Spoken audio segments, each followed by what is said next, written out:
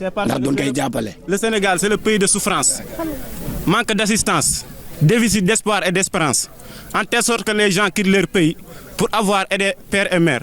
te kuy wuti buur xañ boo soxlaa mu bañ ndax mooy borom sañ-sañ nguuru gàññ te neewul nañ dëkkee xañ askanam am ku jiw mu dóor lu ñu tey mu sóor dëkkee ruusal muy for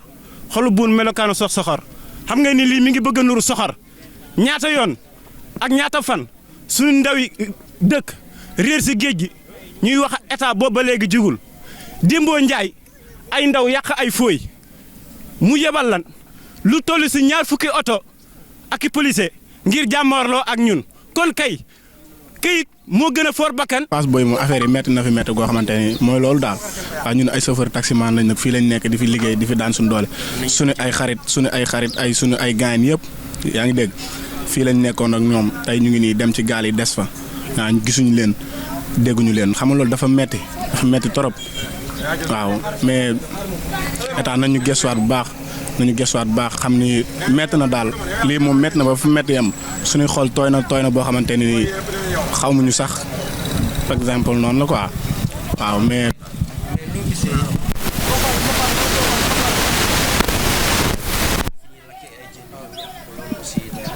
waaw mais loolu lépp boo ko gisee ndaw ñi xam nga rek ñi nga xamante ni seen i xarit ak seen i doom ak seen i mag seen i rakk ñoo bokk ci affaire yi xam nga mais ñoom. daanaka dañoo demee loo xamante ne xol bu jeex lañ demee ci loolu seen xol moo jeex moo tax affaire yi demee noonu mais jubluñ ci ngir tooñ wala ngir yàq wala ngir leneen ak leneen seen xol moo jeex ak nga xamante ni sa mag sa rak xam nga affaire bi demee nii day doon loo xamante ne luy naqaru looy doon mais du question réewande wala du question leneen ak leneen dañoo am loo xamante ne lu leen metti la moo waral lii nii tey. yàlla mooy dogal te yàlla moo dogal nii xam ne fii la nii la waroon a demee waaw mais fi mu toll nii daal nit ñi seen xol tooy na torop sax waaw. merci. Matar Diop ban yëg nga am ci li fi xew fii ci Fass Boye métti na. waaw métti na parce que suñuy mbokk rek ñoo ne si gaal gi waaw suñu borom nag mooy dogal waaw jaam ak pexeem yàlla ak dogalam waaw mais. dañoo demal uti ji. waaw loolu la jaam ak pexeem yàlla ak dogalam yàlla moo dogal loolu am na seen morom yu àgg ñoom yàlla def na àgguñu waaw yàlla def na aussi gis nañ leen parce que bu ñu leen gisuloon lay gën a miti waaw kon lépp sant yàlla rek quoi jarul yenn yi daal. nga gisee ñu toog ci gaal paan ci àll bi ci géej gi weer ak juróomi fan lekkuñu loolu aussi. waaw day métti loolu moo leen jàpp parce que yenn fan yi mënoo ko am lekkoo mënoo ko loolu moo leen jàpp mais sant yàlla rek comme yàlla wane nañ leen ci jàmm sant yàlla rek. ñoo gisee yàq-yàq yi ci biir dëkk bi aussi. waaw loolu moom mën na ñàkk yàq-yàq bi moom mën na ñàkk parce que boo gëmee ni suñu borom mooy dogal am na seen morom yu àgg ñoom àgguñu kooku jarul yenn yi jaru ko gis nga suñu mbaaru garage bi nañ ko def. banque bi nañ ko def. service de pêche ainsi de suite mën naa ñàkk quoi nit ki daal da ngay gëm yàlla daal parce que am na seen morom yu àgg ñoom àgguñu gëm yàlla rek. am na ñoo xam ne suñu waaw teg nañ leen loxo loo leen di wax autorité yi. ah mais ñooñ aussi bu fekkente ne bii ñi dañoo ñëwoon fii di yàq ak yooyu ñooñu moom vraiment loolu waru leen ko.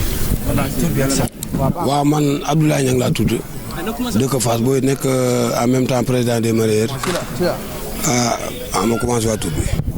waaw salaamaaleykum man la Abdoulaye Niang dëkk Fass Boye nekk président des mareyeurs en même temps nekk président environnement ci quai de pêche bi. waaw man dem naa sama doom mu demoon ci gaal gi waaw yàlla dogal na mu mujj wàññiku ñu gëm dogal yàlla bi nag gëm yàlla lool muñ waaw gëm yàlla muñ ko nag wax dëgg yàlla di sant yàlla tamit ci jox gi ñu ko joxoon santaat ko tamit ci jël gi mu ko jël waaw moom am na 20 at ak ñett daf daan napp mool la woon. waaw tey jii defe naa ne njàqare gis na fii ci dëkk bi ñett ba waaw li tubaab daan catastrophe kay romb na foofu njàqare ak tiis moom defe naa ba gaal gi amee fukki fan ñu séentoon àgg ci moom àggul ñu booba la ñu commencé xalaat njàqare ak tiis am mu mel na dëkk bi moom daanaka loo xalaat rek ci lu naqari moom am na fi ba tax la Joola gi ñox sax lii yëkk gën métti fuuf parce que lii famille la daanaka lu mat ñeent fukki nit wala juróom fukki nit yoo xam ci benn dëkk ci ñëpp benn famille la amul fenn Sénégal benn famille kese la. gis nañ kër goo xam ne sax ñaar waaw loolu tam am na man mii ki ma dendal juróomi doomam yoo xam ne moo leen jur ñëpp noonu lañ demee waaw. tey jii sànq ñu ngi doon wax naan dañoo bëgg ñu dajale sarax bi yëpp ñu def ko dimanche te defe naa loolu am na ñoo xam ne ànduñ ci. waaw loolu moom mën na nekk parce que xam nga nit ñi seen bëgg-bëgg ak seen xalaat ak nu mu gën a rafetee ak nu mu gën a baax rek la ñu xool mais ki nga xam ne tamit moom mooy responsabilité boppam xam li ko arrangé tamit moom loolu rek lay def mais daal ci li am solo mooy ñu dikk ci li xam ne moo indi cause bi problème bi tax xale yi di dem mooy xale yi dem bi ñu dem gënalu leen ñu ni seen paana dem bi gënaluñu mais xale yi tey jii dañ dem ba amatuñu yaakaar ci géej gi. parce que Sénégal li fi nekk benn réew bu ko përee géej amul 718 kilomètres de côte Sénégal moo ko fi am mais kon li ñu am ñun buñ ko gardé woon xale yi duñ dem mais nag géej gi la ñuy jaay saaxee ko ba xale yaa ngi nii fii ne amatul dara parce que da ngay jënd essence léegi 20 000 francs dem géej boo teeree du am dara campagne bi passé xale yi campagne ba campagne jeex takk dégg nga 6 mois wala 7 mois nga pare mën a am fukki junni kooku ndax boo mën nga ci yoon ndey wala bàyyi. nga gis sa morom mu dem Espagne ñëw di teral ndeyam teral baayam te ci géej gi la jaar yow nooy man def da nga naan naa def ni mu def yàlla moom ñëpp accident yi ni moo amee ci télé bi noonu la amee ci géej gi ñëpp duñu accidenté ñëpp duñu dee ci géej gi ñii dañuy jàll ñii des fi rek ndax yàlla moom dogalam fu ko neex rek la koy jaarale. xas na ci xale yi nga xamante ne. non pas xas sax du xas sax da nga naan état moo war dimbali xale yi ba ñu toog seen dëkk liggéey. ndax Sénégal koo xam dañ ne am na zircon am na phosphate am na or am na lu nekk géej jaa ngi nii bu ñu dimbalee xale yi lu mu néew du ñu toog liggéey mais problème bi mooy ñàkk dimbale xale yi beneen bi des mooy gaal gi tey problème fi mu àgg yëpp mënoon na fa bañ àgg ndax bi ñu demee ba jaaxle tiit alerté nañu état ay yoon mais amuñ ci benn satisfaction parce que marine Mauritanie bi jóg na bu Espagne jóg bu Maroc jóg dem na ba hélico Espagne bi jóg di wër te ñoom moom juruñu doom yi mais am nañ ci xool yërmande di wër kon noonu ñu def ba marine Espagne yëpp jóg bu ko Sénégal defoon kon xale yi daañu leen gis ndax lii gàcce la tey ci état Sénégal xale yi feeñ ci waaxi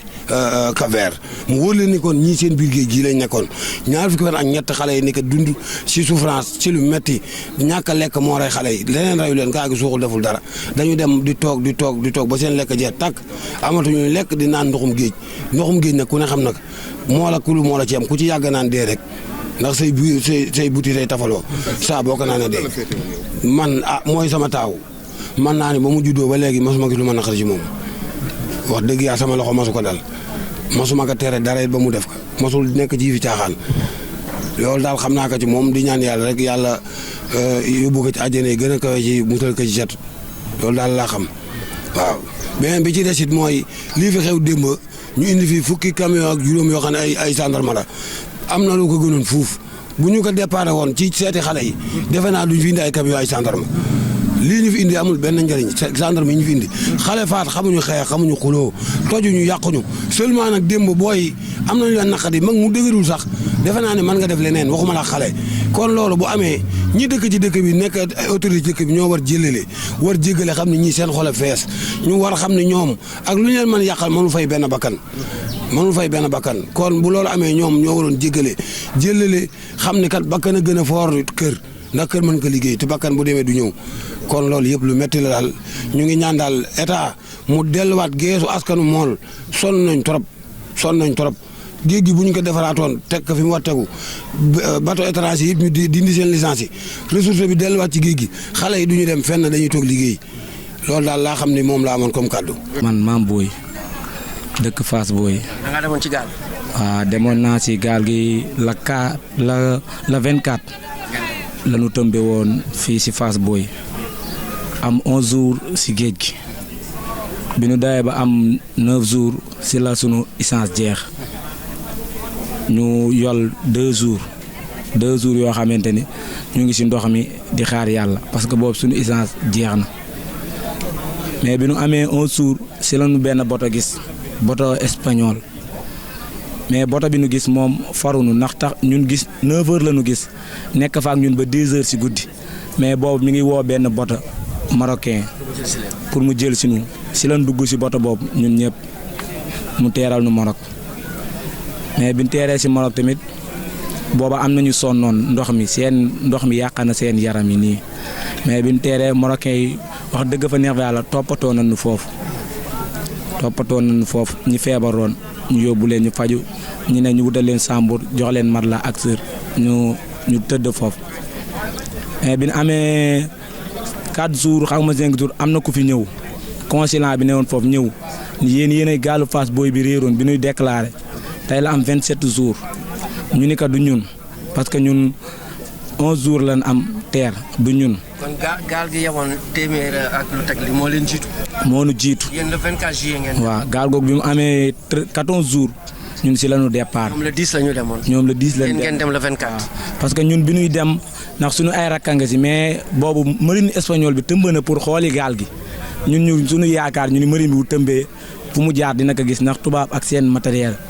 ñu ni gaal gi day feeñ bi ñu xëyee fajar ñu dégg information ñu ni gaal gi feeñ na ñu ni kon alhamdulilah ñun mën nañ dem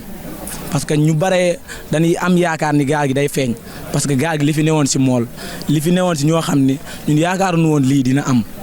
parce que ñi gën a moole si Fass ñi nga xam ni ñoo dàq jàpp jën si Fass ñi nga xam ni ñëpp amoon nañu yaakaar si ñoom ñoo ne si gaal gi parce que gaal googu ñun yaakaaroon ñun ñu réer moo gën a yomb ñoo ñu réer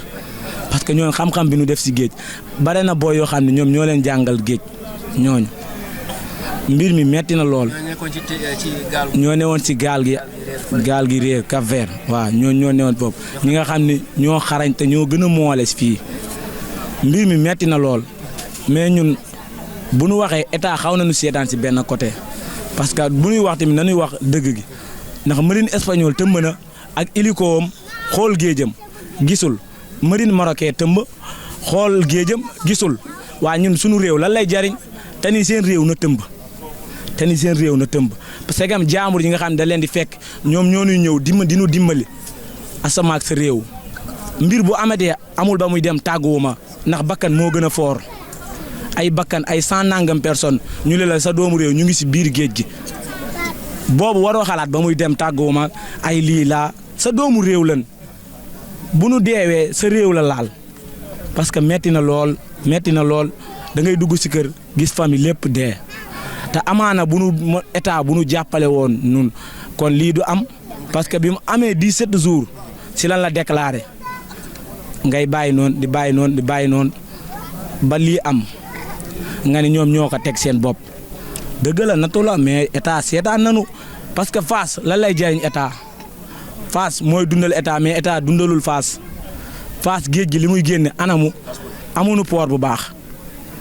quai de pêche bi la amul usine glace xoolal koroot yi li muy génne Fass xoolal liy génne si dëkk bi mais boo ñëwee si dëkk bi da nga naan Fass gii laay wax Fass gii parce que village la mais tamit li muy génne tamit bàyyi na réew yi gi tur bee gën a mag parce que ñun waroon na toll foo xam ne boo ñëwee si dëkk bi da nga naan dëkk bi mérité na lii. man maa ngi tudd Gamou Dieye laa tudd dëkk Fass Boy metti na lool weddi wuñu ko mais lépp si état la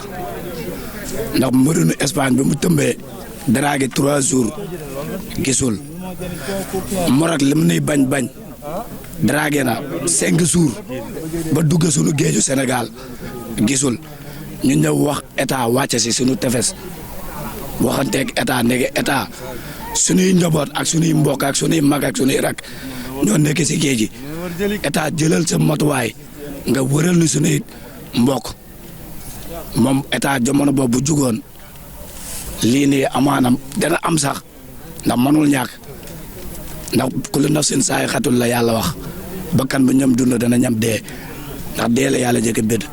kon moom bu jëloon matuwaayam draguel nu suñu géej ñu wax ka ni nga draguel nu diggante Cap Vert boo gisul même bu deewee sax mu xam ne moom def na matuwaayam gisul état seetaan ñu toog ba 17 jours nu waxaat ka état seetaan ba ñuy am weer ak 5 jours si géej gi weer ak 5 jours du seetade la 10 leen tëmb ba la 13 gaa gi teer kon weer la ak 5 jours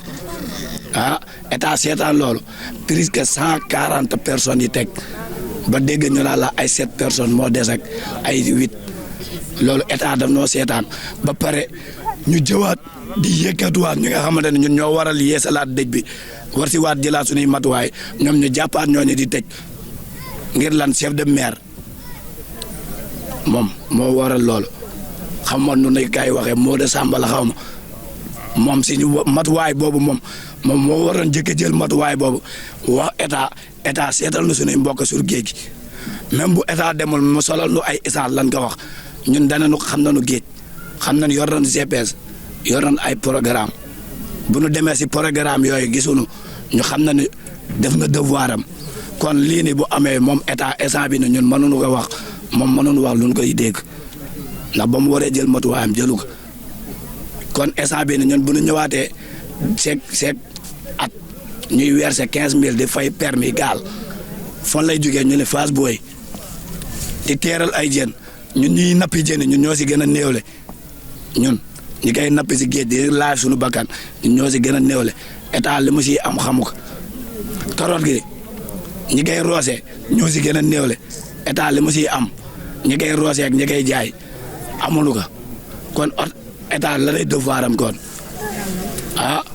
lan mooy devoir am amuñu tëli bu baax teg si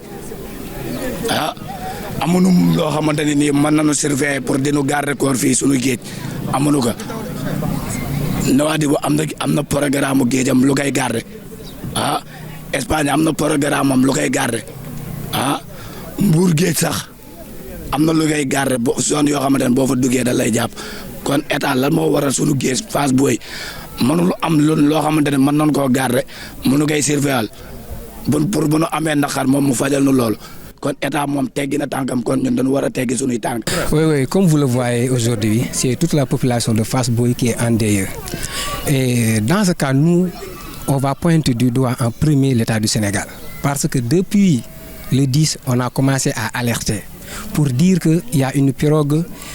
qui a quitté Fass Boye pour rallier les îles Canaries. Depuis lors, on n'a pas de nouvelles. Toute la population de Fass Boye vivait dans l'inquiétude et dans la détresse. Et dans ce cas, on a demandé à l'État de déployer la marine nationale pour essayer de retrouver cette pirogue. Mais l'État, on sait que l'État n'a rien fait. L'État, leur inaction, c'est ça qui nous cause problème.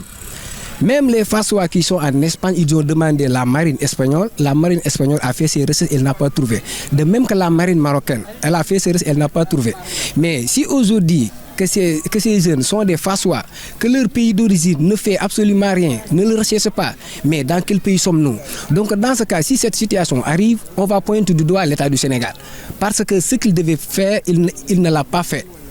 En premier, l'État est responsable de cette situation. Si les jeunes prennent les pirogues, c'est parce que la mer n'a pas de poissons.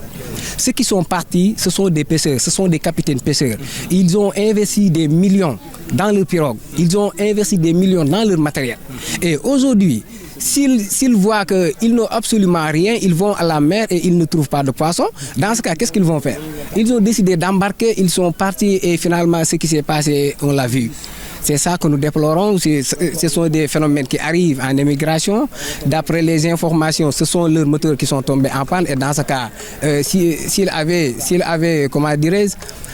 si le ravitaillement n'était pas épuisé, on peut dire qu'il allait survivre tous. Donc, dans ce cas, c'est l'État responsable, c'est l'État qui est responsable. Est-ce que vous pensez que les différentes licences de pêche qu'on donne à tort et à travers, les Chinois, les Japonais, les Russes, oui, la mer qui est bradée, est-ce que vous pensez aussi que ça fait partie? Ça, c'est la cause fondamentale de l'immigration. Parce qu'en 2006, quand il y avait l'immigration clandestine, il y en a ceux qui étaient partis. Après, dès qu'ils ont entendu que maintenant, Fass Boye, la mer a des poissons comme ça, ils se sont revenus. Mais si aujourd'hui, l'État du Sénégal signe des conventions avec l'Union européenne,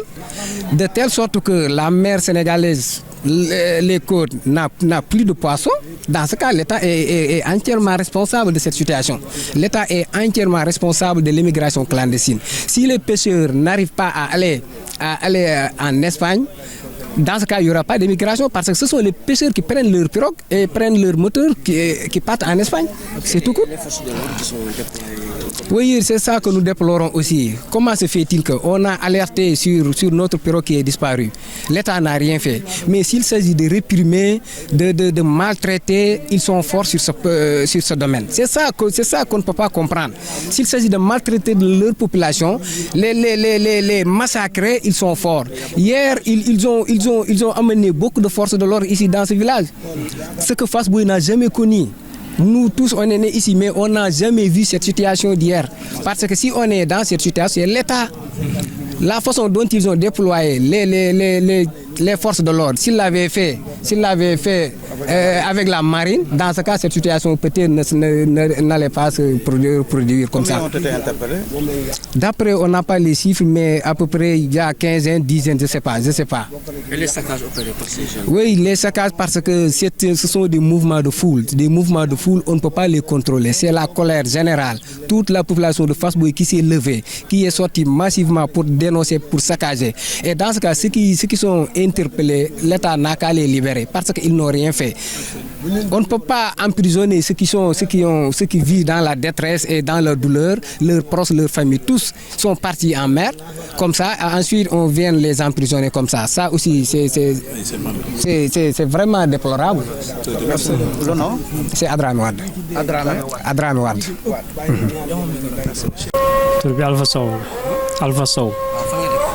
man maa ngi dëkk fii ci Fass. ñoo gisee tiis bi dal seen kaw. non tiis bi moom métti trop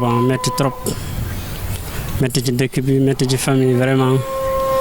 lu mel ni moom lu triste la et puis voilà quoi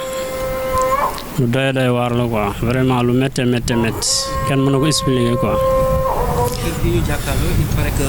famille bi gën a mag wax na ñàkk na seen bakkan. si fii ci koñ bi rek boo xoolee